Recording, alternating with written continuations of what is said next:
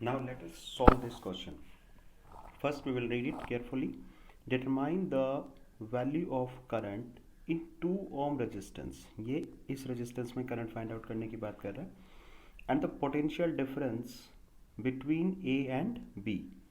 Point A और point B के बीच में आपको ये भी बताना है कि potential drop कितना है. चलिए सबसे पहला काम क्या है. First we will find equivalent resistance. पहला काम है इक्विवेलेंट रेजिस्टेंस फाइंड आउट करने का, बिकॉज उसी से हमें पता लगेगा कि टोटल करंट कितनी ड्रॉ कर रहा है सोर्स से हमारा. ठीक है, तो पहले हम क्या देख पा रहे हैं कि 2 ओम और 3 ओम किस में है, पैरेलल में. तो 1 अपॉन आर डैश ले लेते हैं. चलो इसको 1 upon R dash is equal to 1/2 plus 1/3. ये कितना आ जाएगा 5/6.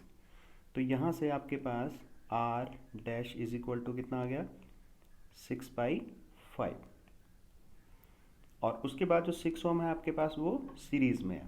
तो अब हम कह सकते हैं कि R equivalent is equal to 6 ohm in series plus 6/5, ये जो हमारे पास इक्विवेलेंट करके आया है.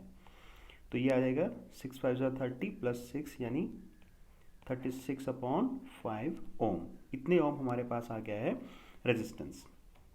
अब हमारा पहला काम है कि ये जो 36/5 ओम हमारे पास रेजिस्टेंस आया है ये हमारी बैटरी से कितनी करंट ड्रॉ करेगा.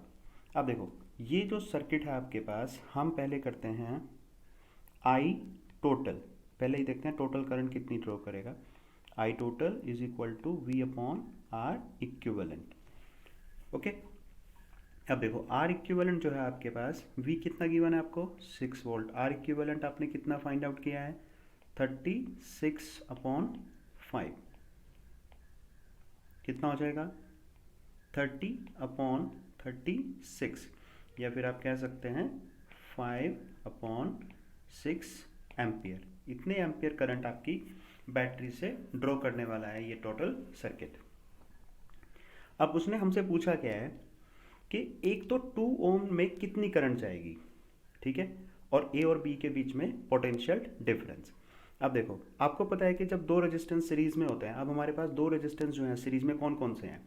इस वाले सर्किट को मैं ऐसे ड्रॉ कर सकता हूँ कि एक तो 6/5 ओम का रेजिस्टेंस है मेरे पास, उसके साथ एक दूसरा 6 ओम का रेजिस्टेंस है, और वो कनेक्टेड है 6 वोल्ट की बैटरी के साथ. अब ए और बी के बीच में जो रेजिस्टेंस है वो ये है, ये यहाँ पे ए है और ये क्या है बी है. अब टोटल करंट कितनी ड्रॉ हुई है आपके पास, टोटल जो करंट आपकी ड्रॉ हुई है वो हुई है 5/6 एम्पियर. अब जब इस वाले कॉम्बिनेशन से करंट फ्लो होगी ए बी के बीच में, तो आप क्या लिखेंगे यहाँ पे V A B is equal to I total, क्योंकि जो टोटल करंट फ्लो हो रही है वहाँ से, इनटू मल्टीप्लाई बाई इस रेजिस्टेंस आर ए बी, यानी ए और बी के बीच में कितना रेजिस्टेंस है आर ए बी, यानी जिसकी वैल्यू है 6/5.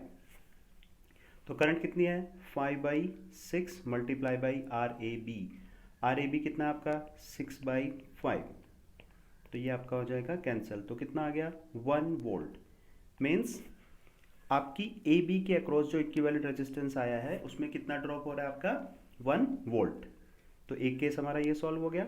अब हमसे पूछ रहा है कि ये जो 2 ओम की पर्टिकुलर ब्रांच है इसमें कितना करंट है. ठीक है, अब देखो इस सर्किट को हम एक बार फिर से ड्रॉ करेंगे ऐसे. ये आपके पास 2 ओम है, 3 ओम है, 2 3 और यहाँ पे 6 ओम. यहाँ पे वही 6 वोल्ट की बैटरी आपकी. अब यहाँ पे आपके पास जो वोल्टेज है अभी हमने कैलकुलेट किया कि यहाँ पे कितना है, ये जो दोनों के अक्रॉस पैरेलल में वोल्टेज आपका सेम रहता है.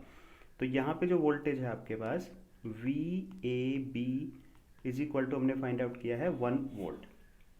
तो 2 ओम के अक्रॉस भी वी 2 ओम भी कितना ही रहेगा 1 वोल्ट, क्योंकि पैरेलल में है दोनों.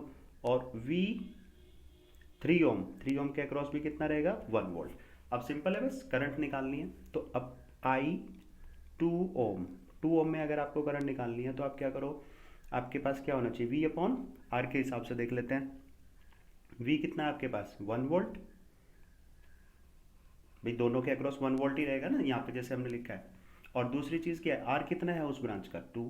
तो आपकी कितनी करंट आ गई, 1/2, यानी कि 0.5 एम्पियर करंट आपकी 2 ओम में जाएगी। और बाकी जो करंट कितनी बची है आपकी, अब देखो अगर 3 ओम में पूछ लेता तो आई 3 ओम इज इक्वल टू 1, और रेजिस्टेंस कितना है उसका 1/3 एम्पियर। अब इन दोनों को टोटल करके देख लो, 1/2 plus 1/3 is equal to 5/6 ampere ही आएगा आपका जो टोटल करंट है। This is your answer. This is how you need to solve this type of question.